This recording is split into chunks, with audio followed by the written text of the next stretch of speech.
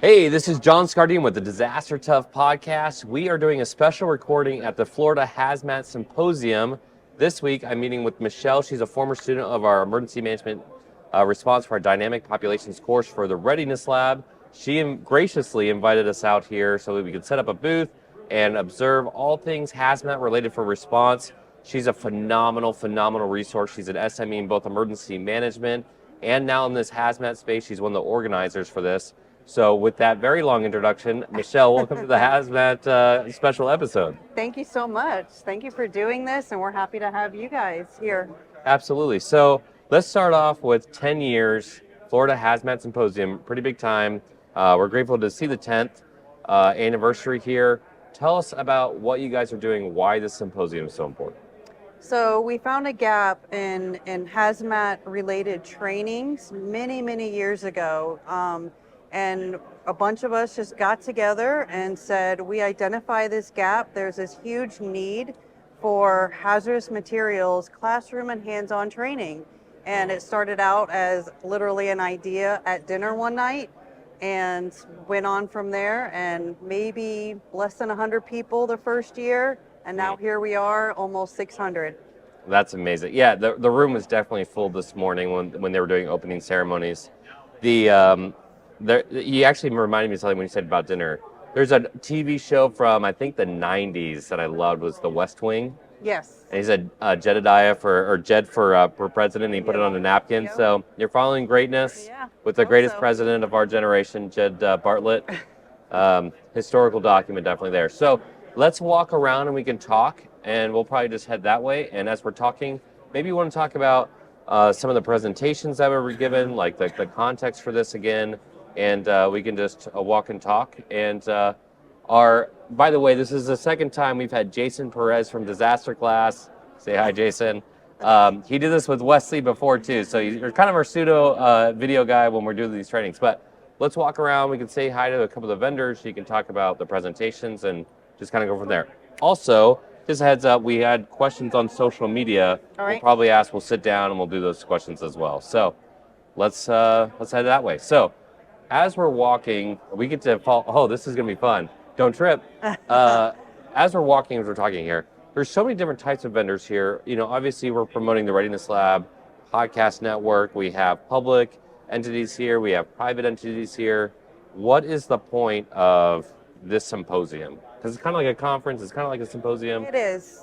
So we have vendors/sponsors, and some of them are selling equipment, hazmat-related meters, and level A suits, and even drones. We have all kinds, but we also have like the pipeline industry. We have virtual reality going on right next to us. You want to see that, Jason? We really like virtual reality. We hope they become sponsors in the future. We're trying not to get in their way. This is pretty amazing stuff. Honestly, we talked to them all this morning about the capabilities of virtual reality and how it can help out firefighters, also emergency managers, better prepare. So it's pretty cool that you get people here to do that. Absolutely. Sorry, I don't want to cut you off, but. No, that's good. So we also have the pipeline industry.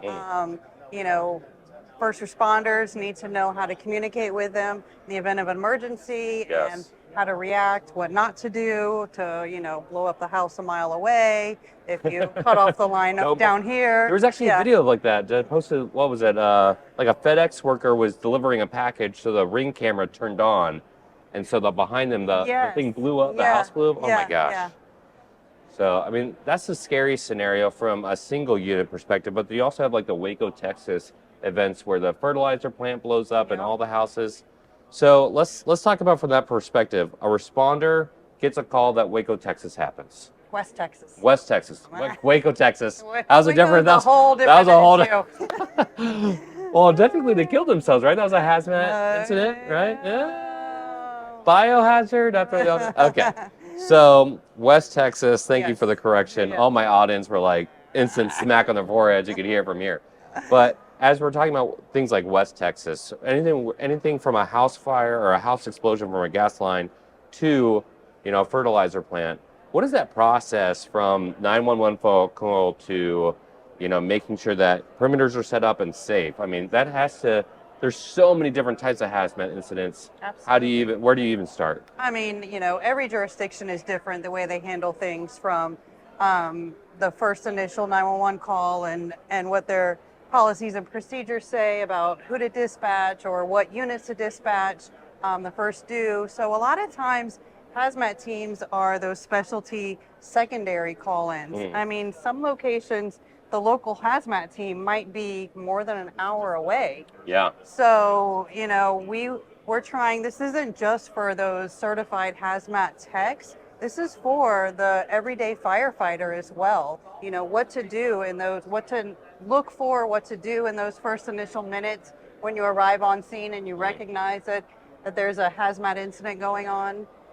Yeah, I was actually talking to a bunch of members from Florida Task Force 4, which we're big fans of, and we know a lot of the members there, so shout out to them. We talked about, like, if something goes wrong with a responder when they die, it's not only sad, but it's also could be incredibly embarrassing for the department, because the first question that a reporter is going to ask is, why didn't you? Yes. Why didn't you train? Why didn't you prepare? You want to be able to say, we did train, we prepared, we came to this stuff.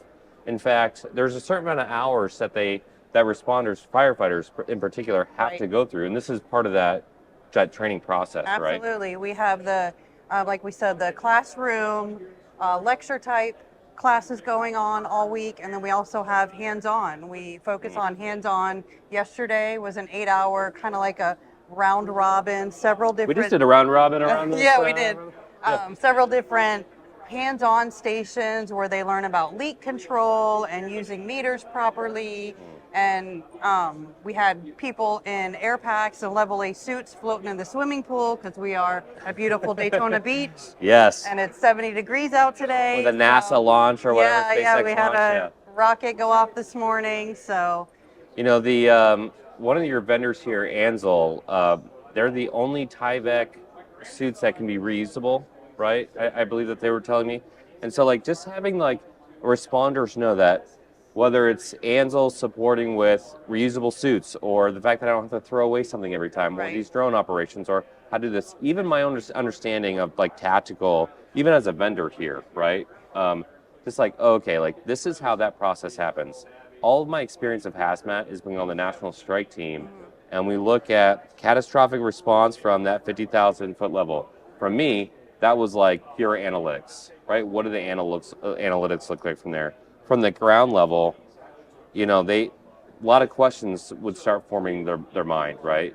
What are, like, the first, like, maybe 4 or 5 questions that a responder will start asking themselves when they get a call, like a train derailment or a gas line leak? Is there, like, basic, like, perimeter, like, I don't even know, like, what is the substance? Do I know what it is? What's the danger to the public? Those are just my guesses, but. What is it? Trying to find out what it is, how much of it there is. Oh, quantity? Yeah, right. For sure. Is it actively leaking? Is it making a gas cloud, a plume? What's the weather like? How's the weather going to react with that? Oh, I love that. Yeah. So, and then citizens is a, big chlorine cloud going over towards a neighborhood or elementary school, and it's 2:00, on a Tuesday afternoon when they're outside. Right. Yeah. So. Yeah. From my perspective of, like, either the historical events or from that national perspective, we always worry about media trying to get in and hurting themselves, or providing, like, that rumor control is such an issue. What was that experience? There was an experience in Brazil where, unfortunately, 2 boys died after playing with the X-ray machine. And without understanding how, radiation works, they thought the boys and therefore their families could get contaminated later on. And so this whole town went out to essentially kill everybody that went to a funeral, because they thought, I could get contaminated just from touching the body. And so just, like, even that, like, level of awareness of what to do, what not to do, we always had to think of the public's perspective, not just where are you at now, but, hey, this is a contamination zone. Don't try to go get your kid. Because if it's 2 p.m., you could not just hurt your kid and hurt yourself as well. Right, absolutely. And that's when you want to have a good communications department, public awareness department, and use the media to your advantage. Get that message out there in real time. Control the rumors. Yes, control the rumors. Speaking of controlling the rumors and technologies and the processes, I think we should switch a little bit. We're going to have Chief Jonathan Lamm, hopefully a little bit later, Let's sit down with him and yourself, maybe Cy.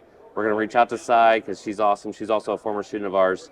And let's have a conversation about the technologies and processes from an emergency management perspective of what an emergency manager can do to help out a hazmat situation. Absolutely. So let's go do that. Real quick, we're going to pause for this week's Disaster Tough endorsements. How do you spell Doberman Emergency Management? EOP, OEP, HVA, HMP, Thyra, TTX, Drone, PDA. Whenever you need an expert, Doberman Emergency Management field experts are there for support. Contact an expert at DobermanEMG.com today. The L3 Harris Extreme 400p radio solves problems and is specifically designed for emergency services. How do we know? We field tested it with medical, urban search and rescue, and collapse and confined structures. This radio is amazingly tough. Check out the L3 Harris Extreme 400p radio at L3Harris.com right now. Instinct Ready kits are awesome, compact, fully loaded, and easy to place around your office, school, campus, warehouse, wherever. I keep a quick pack in my vehicle and one at home. Imagine Instinct Ready fully loaded Stop the Bleed kits in every school and office. Get Instinct Ready kits and training at InstinctReady.com.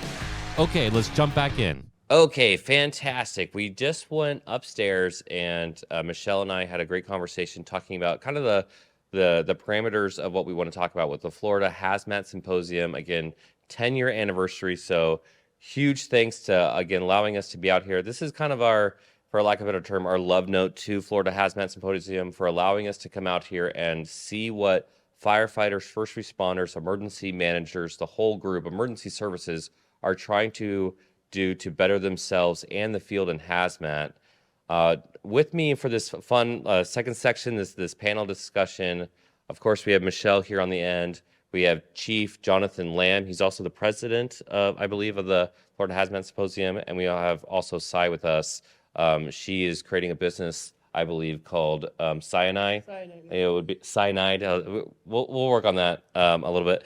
But either way, this is going to be a really great opportunity. Again, this is our way to say thank you and your way as an audience member to think about the implications for hazmat. We always talk about the hurricane, the wildfire, some of that stuff. But every incident that we respond to, especially the catastrophic incidents, are hazmat incidents.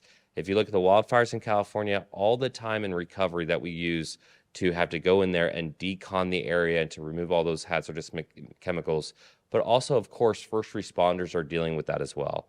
They're going in there and they have to deal with a potential hazard, a life-saving, life-sustaining moment where they have to make very quick decisions. And we don't want them to follow their gut. They don't want to follow their gut. They want to start going in there and saying, okay, based off of training, analytics, experience, all these tools and resources to go in there. So I'm going to start off with the president here, Chief Lamm. Chief, as we're talking about kind of the basics of hazardous materials and dealing with hazmat experiences, when you come up to a scene, I asked this to Michelle as well, when you come up to a scene, what are the basic tenets or rules, principles that you would want to follow as you show up to a scene, i.e. a train derailment, we talked about pipeline explosion, whatever it may be. What do you start doing? What are the check boxes for you? That's actually a great question. And one of the things that we do as hazmat responders and even as incident commanders, it really starts before we ever get on scene. And you know, when that call comes in for a train derailment or a hazardous materials incident, the initial rollout of that comes from our dispatch center. So they're really starting to paint that picture for us on what we're responding to. So for me as a chief officer and even as a hazmat team lead member, one of the things that I would do is I would take that critical information that I was given from our dispatch center on the way there and start running through my mind. What are the things that we're going to see? What are the potentials that we're going to have to work with? So when I start doing that, I start calling for resources early. So you start talking about adding more manpower, maybe another hazmat team, depending on the information you got. And then if the incident seems like it's going to go long, or it may go than a normal operational period, maybe 2 or 3 hours, one key component that always kicked in for me was, do we ask for our EOC to be stand up? Because that's really where our resources are going to get called from if we have to go outside of our organization. And any large hazmat incident, like a train derailment, anything like that, it's going to be larger than any one municipality or one hazmat team is going to be able to handle. So the quicker you key in that emergency management component and standing up your EOC and getting those requests in, the quicker you start getting all those assets, those resources, those materials moving. So I always try to look at it in a big overall operational period and all hazards type approach to say, okay, is this just a 5-gallon bucket of gasoline that's been spilled on the ground? Well, that's easy for a hazmat team to mitigate, kind of clean up, get surrounded with, and take care of. Or is this going to be an incident that I'm going to look at a 24-hour operational period, 72-hour operational period? Well, that's going to outdo my capabilities and my resources. So I'm going to need some help with that. And that help starts at the EM level. I'm shocked that you said that because everything I've heard about you, I heard that you can't be outdone with your capabilities. So pretty impressive there, Chief. A humble leader there. So with the follow up with that, because you're talking about like the size, you said obviously a large scale will require more hazmat, and of course conceptually that makes sense. When I think of emergency management from a national perspective, I automatically know that there are financial thresholds that will require larger teams. If we have large responses, sometimes we go all in for the emergency management, like almost like a Craig Fugate call out there. It's just like send more than you need and we can scale back from there. Absolutely. Are there national standards for you? Like we're going to follow up with Sai here in a second, but there's a book from Dr. Ali that I'm going to interview her here in a few weeks called Walk Through Fire. It's about a train derailment. And the police officers that showed up, they're looking at white tankers with no markings on them. So in terms of like scale of like, I think this is going to go big, or I don't know what's even in this thing. What are the thresholds of like, this is one team, this is two teams, this is call everybody. Sure. Are there standards, or is it kind of just best guess? A lot of times what you do as a hazmat incident commander or hazmat responder is you look at what are the thresholds for your own team? How many leaks can you handle at one time? How many? I can only do one leak at a time. Just one at a time, one leak at a time. But, you also look at, that was really messed up. But, we're going to put that in the episode. That's fine. Yeah. But you look at how many technicians do you have? And the NFPA standard gives you the standard on how many hazmat technicians you must have to do an entry into an incident. How many you have to have for a backup in case something happens to the two that are down field. So when you look at that and then you get to the incident or you get the information on the incident, you kind of piece all that together and you do your worksheet in your head and you go, okay, we have a train derailment. The information that's coming in is we've got several cars that are leaking or are on fire. I know I have 12 technicians on today, but it sounds like we're going to be doing multiple entries. I need to go ahead and call for maybe that regional asset, that regional hazmat team, or the next closest hazmat team, because I'm going to spend my first 12 hazmat technicians. They're going to be spent just going down range. One of the things that's nice about hazmat that we've always tried to teach our responders, and especially our hazmat technicians, is hazmat is very slow and methodical. Firefighters always have in their minds, because of what we do. Structural fires, what are we doing? We're running, we're getting in there, we're moving, we're shaking, car wrecks, all those things. Well, hazmat's a little different, especially if there's no life safety involved or somebody needs an immediate rescue. So you have a little more time to be slow, methodical, ensure that you don't make mistakes, and you're getting all your resources and assets put together and there on the scene before you make that first entry and find out, oh crap, we don't have a decon line set up. So now I have my technicians sitting in those suits for another 45 minutes waiting for this to be set up, that to be set up. So it's very methodical when you go on a hazmat call and how you kind of proceed moving forward on that if there's no life safety hazards or nobody's in danger. Yeah, I mean, again, really clean answers there. I immediately thought of something that made the national news, and I was lucky enough to work with the LA fire right after it happened, but there was a cannabis warehouse that was on fire. So they were responding to a fire, but they didn't know that there was accelerants inside of the warehouse. And unfortunately, 6 firefighters, I think, were sent to the hospitals, or 12 firefighters were sent to a hospital. Really, really rough situation. And the tools and the resources, the skill sets needed, even the technologies needed to understand like what is around me. And it's no discredit to LA Fire. I mean, true professionals, absolutely, and they have tons of equipment. but you literally can't plan for absolutely every scenario, but you Yeah. can start to minimize that. And with those standards that you mentioned, we can do that. From an emergency management standpoint, it makes me start to want to learn when you start using terms or even books that I reference or, whatever it may be. I want to make sure that if you're calling back at the EOC, I know exactly what he's talking about. Mm-hmm. And one of the hardest or most annoying parts of a response is people are saying the same words and mean something completely different. And so the fact that we can utilize hazmat training as thinking about every disaster as a hazmat disaster as an opportunity to learn and to communicate better so that finally one day we don't have to have communication on the top of AARs, is a great call out there. That's great that you mentioned terminology and how we talk, because if you remember several years ago, the big push for Nims and to use Nims terminology and how we talk about things.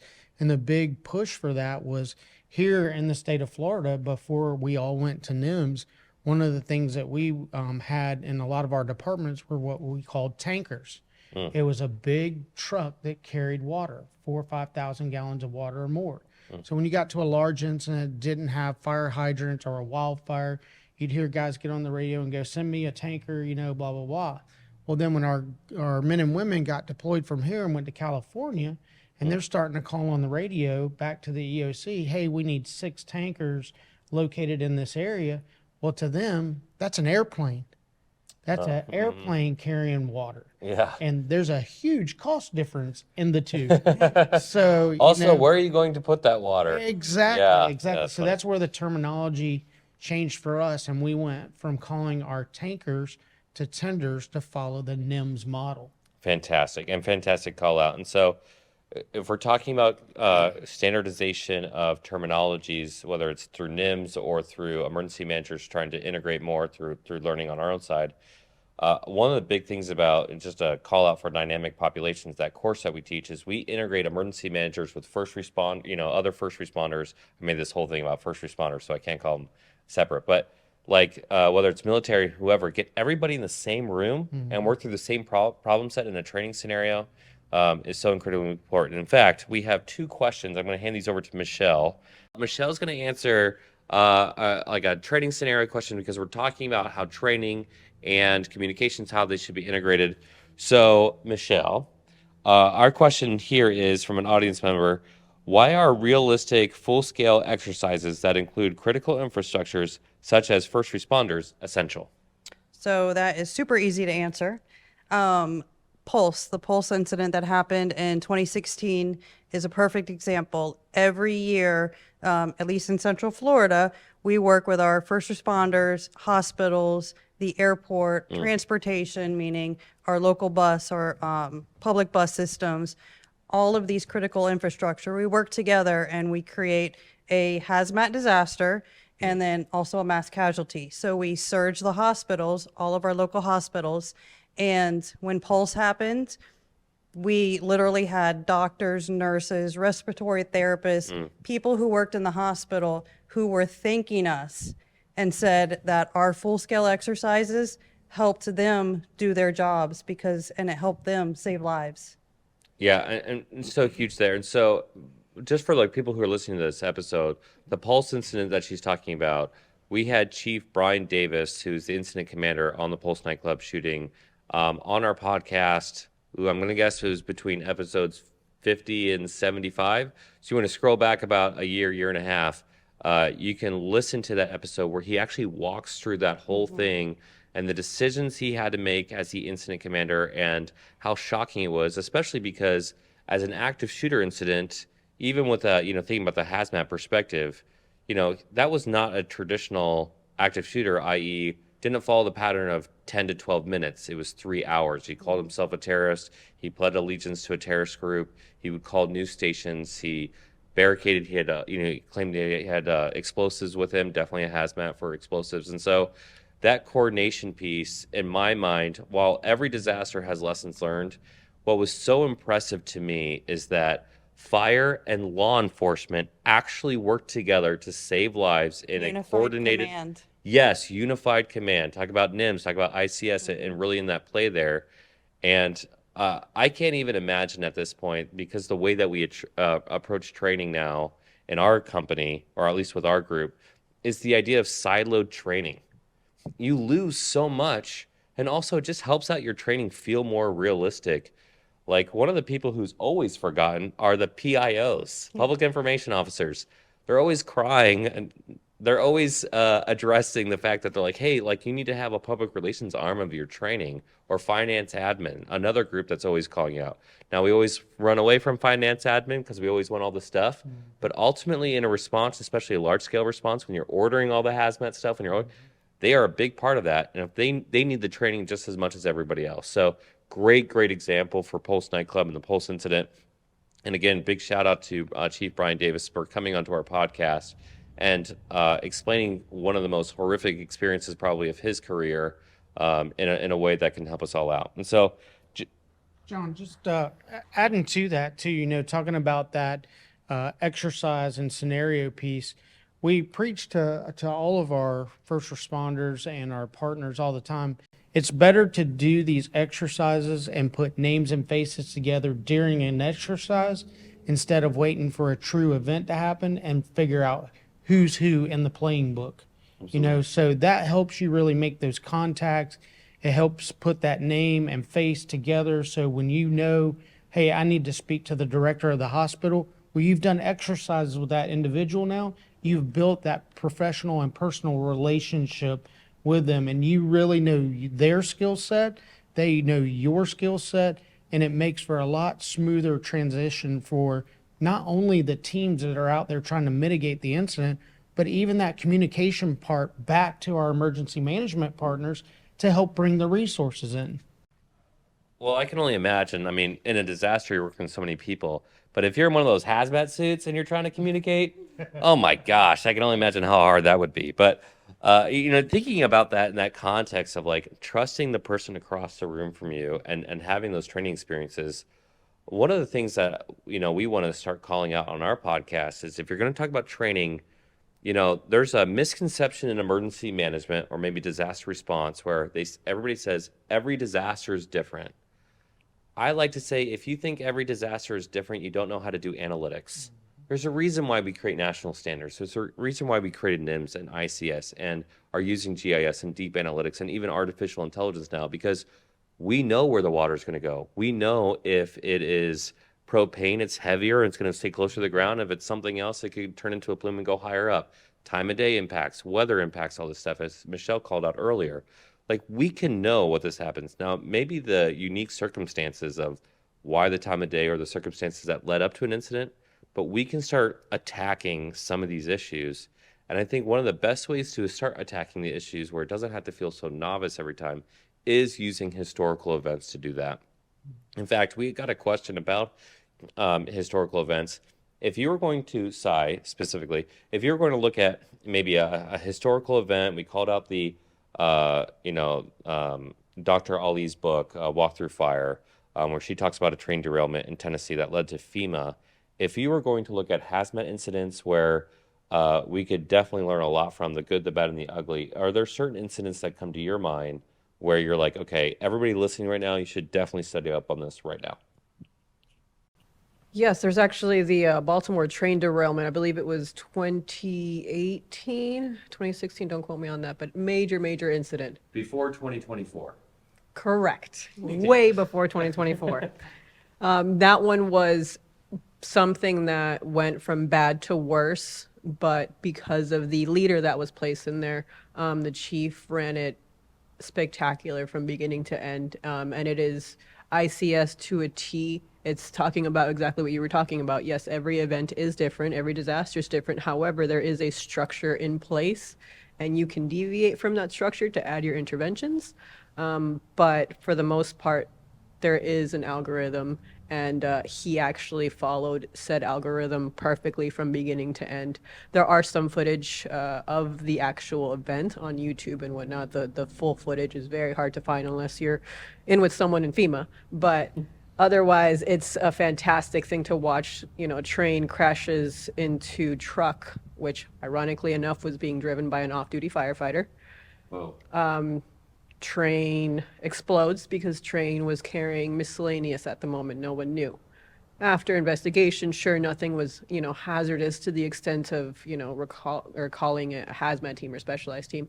But regardless, it was treated as such. So he activated every branch. He activated, assigned on the radio. He pretty much told everyone, hey, if you are not essential, hold all your traffic. And on the spot, he created his org chart on the radio with his dispatcher in a matter of maybe 2 minutes. That's phenomenal. And the event ran perfectly from beginning to end.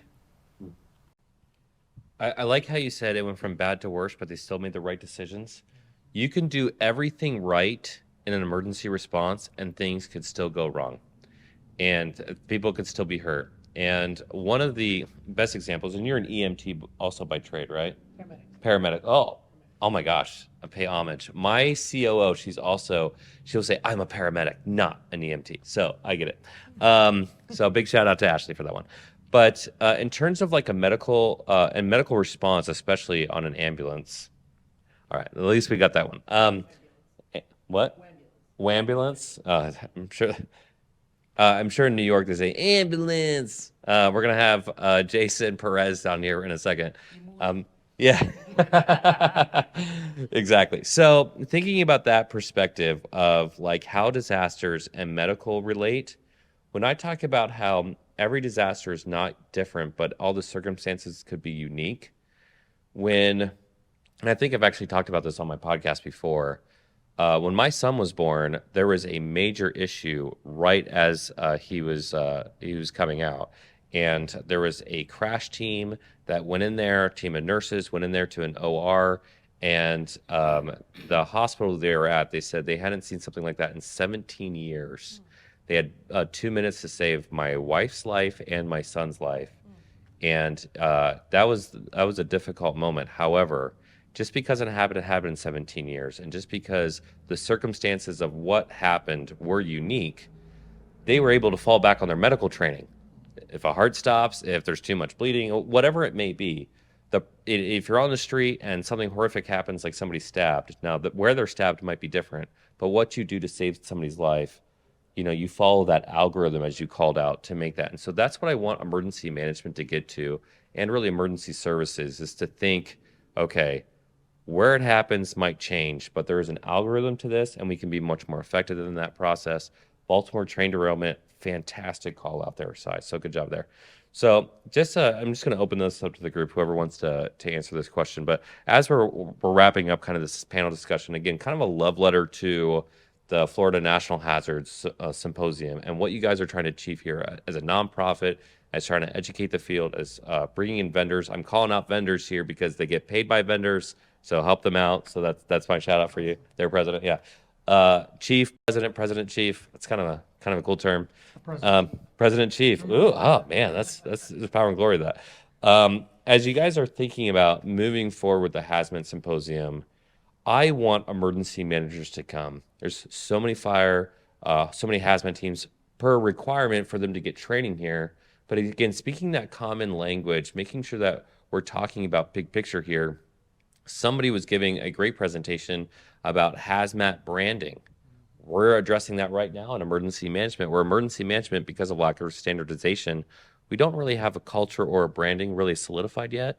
So even being in those conversations, like, how are you doing this right, would be good. So if you were going to make a pitch to my audience, emergency managers or fire or even military personnel, we have a lot of military personnel who are on here. Why should they come to like the Florida Hazmat Symposium? We'll start from left to right. Yeah. We'll start from left to right. All right. So it goes back to what Chief Lamm was saying, and actually going back to your DIPOP class as well. It's putting those individuals in a room together. It's exposure for everyone, really. And what I was saying earlier is there's usually a hazmat component to every disaster. It might be smaller, but you'd rather prepare for the bigger one so that you're able to scale back. They don't know how scared they are of hazmat until hazmat happens. So putting everyone in that scenario and kind of putting everyone in the same room together to expose them to hazmat is super critical no matter what industry you're in, because there is always a component in there.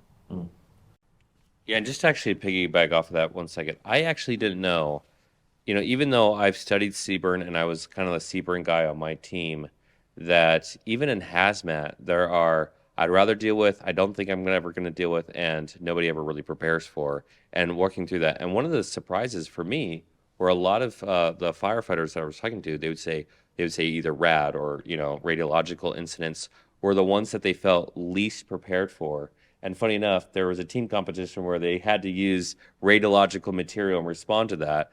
And it's just like, again, when I think of CBRN, we've had Dr. Stephen Johnson on this podcast. We've had other CBRN experts, and we talk about the gambit.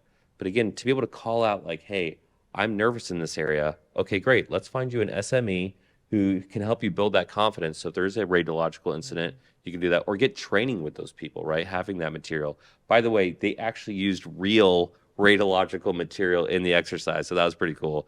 Until I found out they were like putting it on the people, and I'm sure it was completely safe, but I was like, I'm sorry, what? And so again, maybe my understanding of radiological or RAD is low, and so it gave me an opportunity to say, okay, I want to go home and learn as well. So the Paracelsus principle, okay? It's the dose that hurts you, really. It's the dose that makes the poison. The dose that hurt. Are you from Florida originally? Are you from like New York? Because you started sounding like Jason there for a second. The dose. Salad dressing. Hey, the salad dressing. If you're ever in New York City and you do not put enough salad dressing on a Caesar salad, I have a very strong feeling from a personal experience with a good friend on the other side of this camera here that you will hear about it a lot. So, speaking of putting the right ingredients of the salad together, Jason, just continuing the thought, why should my audience, why should emergency managers or military, other people outside the traditional field of hazmat do it, President Chief? So, that's a great question. And one of the things that I like to go back to is where I started in Clay County up near Jacksonville.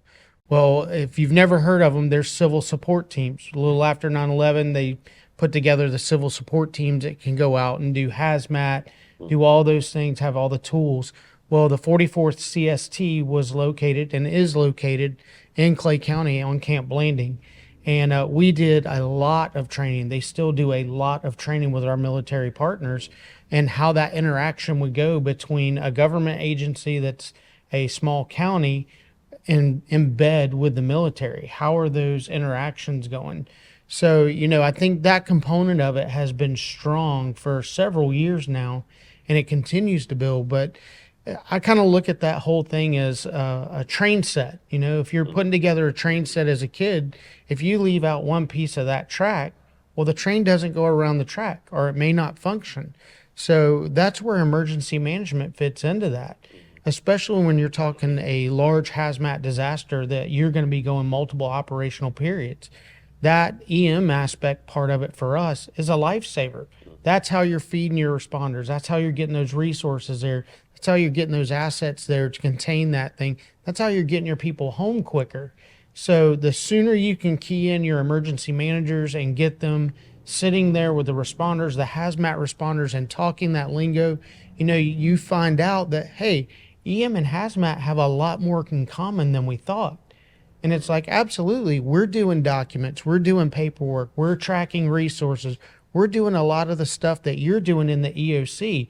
We're not just the mop and glow boys. Yeah. We're not walking around in those big garbage bags and going, hey, those boys. What are those guys doing over there? Yeah. So, once that collaboration starts, EM sees that, all of our emergency managers will see where they fit into that train track piece and keep the train on rail and running like it needs to be. So it's huge to have that partnership and get them to come to conferences like this. And I know it's not sexy and appealing when you really talk to EM managers and go, hey, why don't you come to a hazmat symposium? They're like, I sit in the office all day and I'm not going to some mop and glue classes with you guys. I'm gonna call you out on that right now, because anytime an emergency manager gets the opportunity to hang out with firefighters or hazmat or do anything, get out of that office, we jump on that opportunity. So again, communications, right? I'm communicating. Absolutely. This is probably the easiest pitch in the world to emergency managers to come to one of these things. One, Daytona Beach, so that's fantastic. Two, the material and the source content. But when you hear a fire chief say, we have a lot in common, we want to work together, and maybe they hear misconceptions even on this podcast. They're like, ooh, I would love to be able to clear that up. They want that opportunity to jump in, and they want that invite. So if they have it, they're going to come. Yeah. Absolutely. I would love nothing more than to see our hazmat teams and hazmat responders sitting right next to an emergency manager and going through the exact same scenarios, exact same classes that those technicians are, because that would really bridge that gap of communication that you see a lot with our teams communicating back to our EOCs, to our emergency managers. That lingo and that relationship is really not built as strong as it needs to be.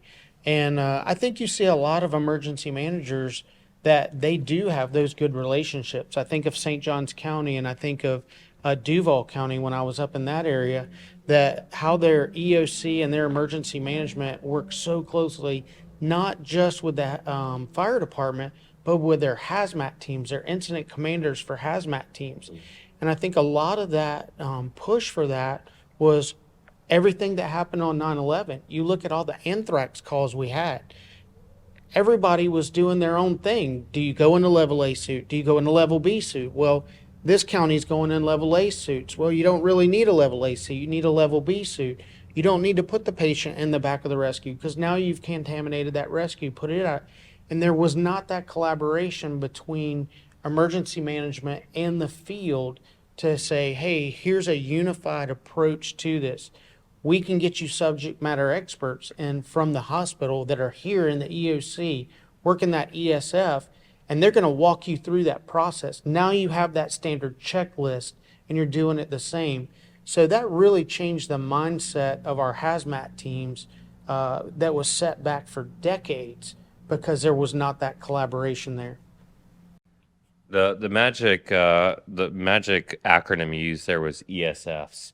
So emergency support functions for me is probably that, and really lifelines, but emergency support functions for me really helped me as I was learning my career.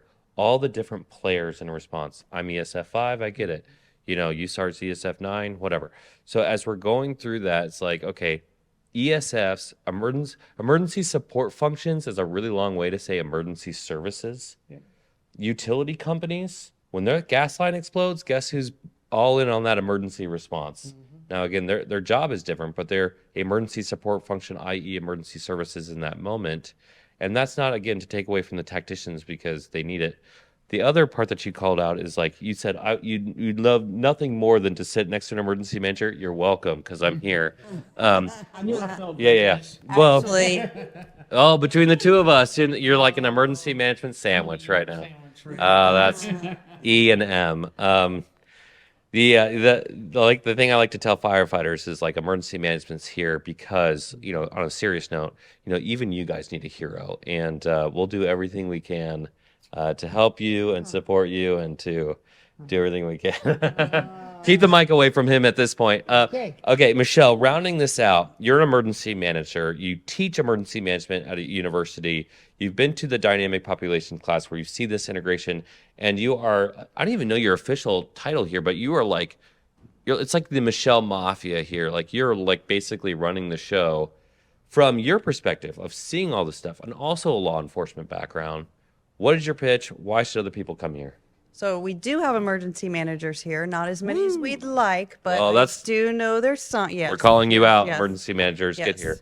So in the world of emergency management, emergency preparedness, you don't have to be a subject matter expert on anything or everything, but knowing who to call. That's the key. Fantastic. Bam. Yes, mic drop. Please don't drop our mics. Very expensive. Yeah, and great call out, and great way to round that out. Like knowing who to call, who to be in the room. Nothing's more emergency management than thinking about the coordination of emergency services. Who are all your ESFs? I have unfortunately been in incidents where without a tactical background, I was required to do a tactical response because I worked for an organization that assumed emergency operations planner is embedded with physical security, and quickly had to live up to an expectation of helping people. Now, I wanted to help people. After that moment, I made sure I got a ton of extra training from other federal agencies and other different sources that could give me the tools if I ever had to be in that situation again. Luckily, I never have. But at the same time, I also worked very hard to work with organizations like the Federal Police Service or the FBI or other ABC agencies in DC, that if a man-made incident was going to happen, not only would I have the training, the minimal training as an amateur, to be able to respond, but immediately calls would be made to different groups, and not just the 911, but to Chief Lamm, right? Getting that. You mentioned the 44th. We had the commander of the 44th teach or present at our training at Dynamic Populations, and what an opportunity. We've had Colonel McKinney, who's head of Task Force 46, on the podcast, and they're in charge of all CBRN responses in the United States, and they do these amazing full-scale exercises where they bring everybody that they can think of to the table and do a very intense real scenario, so that they can go home and scale back and do the smaller incidents that's needed. And so just want to thank again Cy, Michelle, and Chief President for coming onto the podcast. Now, because technically we have a secret weapon with us, Jason Perez, I'm actually going to allow him to close out this episode, although I did take the majority of this episode. He had 2 additional questions that he found, and we're actually going to share this episode on DisasterClass and Disaster Tough because, again, Florida's Hazardous Materials Symposium were gracious enough to invite us both out. I'm going to let him close out the episode, and I will be the video guy for the next 5 minutes. Here you go, Jason. With that New York accent. I don't know about that. Anyway, so I have a couple of questions from our DisasterClass followers. So the first one is from Anthony on our Instagram, and I'm just going to kind of paraphrase what he said, but he's asking what resources are available for civilians, your individuals, your households, and families to understand their local hazmat risks, and what resources is available that they can look at and how they can better prepare. So I guess everybody's looking at me, so here I go. There actually is a federal law, the Emergency Planning and Community Right to Know, or EPCRA for short, and anybody can contact their local LEPC, which the LEPC stands for Local Emergency Planning Committee. Every state is different, but every state, per that federal law, is required to have LEPC coordinators. So any Joe Schmo off the street can contact their LEPC coordinator and ask what's in their backyard, what is that factory doing next to my children's elementary school, what kind of hazards are there that I need to be aware of. Awesome. Yep. Very good. And is there any, as far as like individual preparedness, right? So on DisasterClass and Instinct Ready, we focus a lot on, having a go bag, an emergency kit, things like that. So are there any resources that you would recommend that people have on hand in their home, in their little emergency kit, to be prepared for such an incident? Yeah. Yeah, I'm going to give it to Cy. Little Queen Bee over there wants to talk now. Wise choice, sir. Wise choice. It's really no different than any other scenario that involves evacuations. You want your basic necessities, so your boo-boo kit, your first aid kit, clothes, anything roughly for 72 hours. So all medications as well. If you can manage to push it out to 2 weeks and get creative, great. But 72 hours is a rough time frame. But you don't have to get creative. It's an evacuation. Assume that a disaster is a disaster. Right. Yeah, and that's one thing we focus a lot on with our listeners is even having just an evacuation plan. Right. It's more than just having some gear and some stuff, but like if you do need to leave, do you know your evacuation routes and where to go in an event like that? So yeah, excellent call outs. So this next question, very serious, and I'm really curious to hear your answers. So. So which hazardous material is most likely to give me superpowers? Well, I can tell you now that if you were to lick an MEKP drum, that would probably be the best thing you could do, and it will probably give you superpowers. I just don't know that you would live through it. Awesome. No, Well, I'll tell you this, Michelle will give you superpowers. She's a hazardous material. So just be careful when you're around her. She's always giving off this radiation type glow. But, Nominations for the next year's president. yeah, exactly. Because this one's going to be dead. But yeah, that was great on a serious note. And I know you're about to wrap up. But before you do, though, I need to give a shout out to you guys for coming this year. What a tremendous collaboration with the two of y'all. This has been like family with y'all being here this week, and what a great call. We're so glad that you're here. And Jason, we know that you're the real backbone behind the company. So I'm glad we that somebody appreciate you. recognizes it, so thank you. We're probably elite. So on that note, we're going to wrap up on a positive note there. So as always, make sure you like, subscribe, give us that thumbs up, that 5-star rating, write in to send us an email or a message on our social medias. Tell, how you like this episode, me hosting versus John. We want to hear it. So, but so we'll catch you next week on Disaster Tough. Thank you guys so much.